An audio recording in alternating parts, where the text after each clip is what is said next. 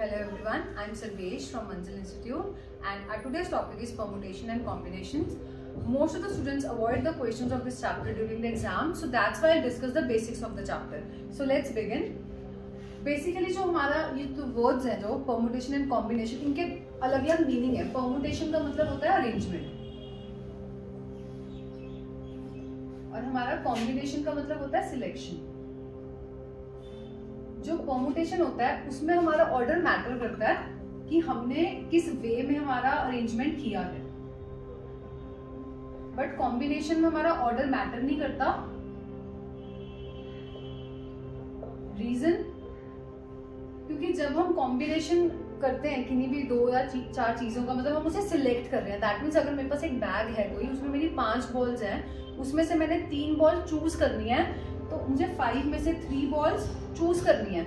उसके लिए हम कॉम्बिनेशन लगाते हैं, चाहे वो जिस मर्जी तरीके से मैं रख दूं, फर्स्ट सेकंड थर्ड या थर्ड पहले थर्ड बीच में, वो मैटर नहीं करता. तो हम इसलिए इसको कहते हैं कि इसमें ऑर्डर जो आपका है वो मैटर नहीं करता.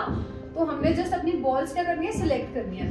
बट जब बात आती है अरेंजमेंट की, 5P3, उसमें अरेंजमेंट मैटर करता है कि मेरी फर्स्ट सेकंड थर्ड बॉल ऐसे हो गई 1 2 3, देन मेरी 3 यहाँ आ गई, 2 यहाँ आ गई, 1 यहाँ आ गई, देन मेरी 1 3 2, ऐसे आपके अरेंजमेंट्स बहुत सारे बनते हैं. तो परमुटेशन होता है कि ऐसे कितने अरेंजमेंट्स बन रहे हैं कि हम उसको कैसे पिक कर सकते हैं. जो आपका कॉम्बिनेशन होता है वो होता है सिर्फ सिलेक्शन, कि हमें कितने सिलेक्ट करने हैं, वो मैटर नहीं करता कौन सी आगे है कौन सी पीछे है. तो अब अगर हम इसके फॉर्मूला पे जाएं, NCR होता है n factorial upon r factorial into n minus r factorial. और हमारा अगर हम NPR पर जाएं तो वो मेरा रहता है n factorial upon n minus r factorial. अब आप जब 5C3 को सॉल्व करेंगे तो वो आपका आ जाएगा 5 फैक्टोरियल, क्योंकि ये n हो गया ये r हो गया, upon 3 factorial into 5 minus 3 2 factorial. तो 5 फैक्टोरियल को आप लिखेंगे 5 into 4 into 3 factorial upon 3 factorial into 2 factorial. 3 factorial से 3 फैक्टोरियल कट हो जाएगा, 2 फैक्टोरियल की वैल्यू होती है 2 इंटू 1, तो ये कट गया. तो ये आपका आ गया 10. ऐसे ही अगर मैं NPR को यहाँ लगाऊंगी तो 5PR आपका बनेगा 5 फैक्टोरियल अपॉन 5 माइनस 3 2 फैक्टोरियल. तो 5 into 4 into 3 into 2 factorial upon 2 factorial, ये कट गया.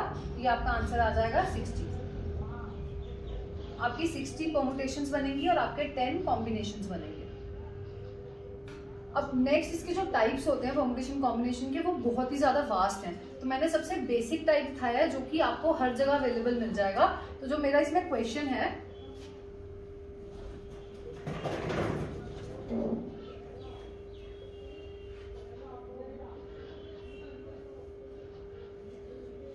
आपके पास एक वर्ड गिवन है केशव. अब उन्होंने आपके ये टाइप्स लिखे हैं, मैंने 5 टाइप्स है जो मैं इसी क्वेश्चन से आपको एक्सप्लेन कर दूंगी. आपका जो क्वेश्चन है वो है how many words can be formed using the letters of the word Keshav. First condition है that there is no restriction. Restriction मतलब इसमें कोई रिस्ट्रिक्शंस नहीं है कि कौन सा लेटर कहाँ पे आना है या कोई और तरह की रिस्ट्रिक्शन. तो इसमें हमने सिर्फ चेक करना है कितने आपके लेटर्स हैं. तो इसमें 6 लेटर्स हैं, तो इसका आंसर हो जाता है 6 फैक्टोरियल. तो आप उसको 6 फैक्टोरियल वेज में अरेंज कर सकते हैं. सेकेंड आपका रहता है all the words should start with के. स्टार्ट विद के मतलब मैंने फर्स्ट लेटर अपना ब्लॉक कर दिया कि यहाँ पे के अलावा और कोई लेटर नहीं आएगा, तो बाकी आपके 5 बचे. तो यहाँ पे अगर मैंने बाकी 5 में से अगर मैंने कोई भी लिखा तो 5 ऑप्शन मेरे पास यहाँ रहेंगे जो कि आपकी है E, S, H और V. अब इनमें से जब मैंने एक यहाँ लिख दिया तो मेरे पास इस प्लेस में तो 4 ही बचेंगे, तो 4. अब जब 2 यहाँ आ गए तो रिमेनिंग 3 यहाँ, इनमें से 3 यूज हो गए तो 2 यहाँ, एक जो बचा वो यहाँ आ जाएगा. तो ये आपका आंसर हो जाएगा. इसको हम कहते हैं 5 factorial. 5 into 4 into 3 into 2 into 1, क्योंकि ये पोजीशन ऑलरेडी फिक्स्ड है तो हमने इसको कंसिडर नहीं करना. अब ऐसा ही आपका वो एंडिंग में भी दे सकते हैं that the word should and with H, तो हम लास्ट में ब्लॉक कर देंगे और फर्स्ट वाले को ऐसे रख लेंगे. सिमिलर ही होता है वो भी. नेक्स्ट आपका थर्ड टाइप है all the vowels are together. Vowels आपके केशव में 2 ही हैं, एक A और एक E. अब उन्होंने बोला कि वॉवल्स आपके हमेशा एक साथ आने चाहिए, तो मैं इसको एक यूनिट कंसीडर कर लूंगी. नेक्स्ट आपके 6 में से 2 वॉवल्स यहाँ आ गए, 4 आपके बच गए कॉन्सोनेंट्स.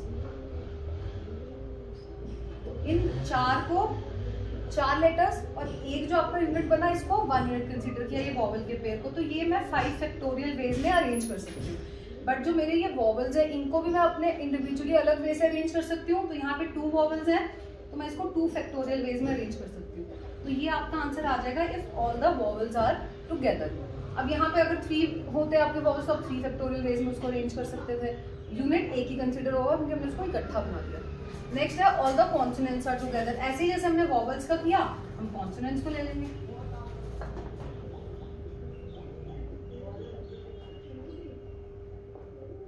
उन्होंने बोला आपको कॉन्सोनेंट्स एक साथ रखने हैं, दैट मीन्स आपको इसको एक यूनिट कंसीडर करना है।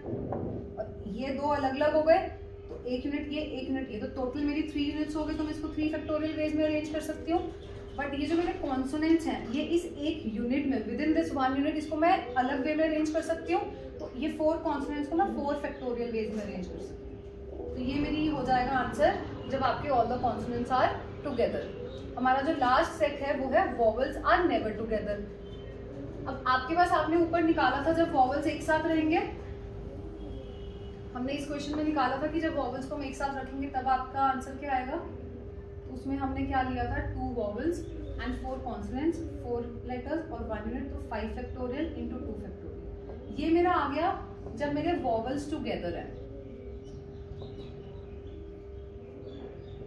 अब उन्होंने पूछा कि वॉवल्स कभी भी साथ ना आए।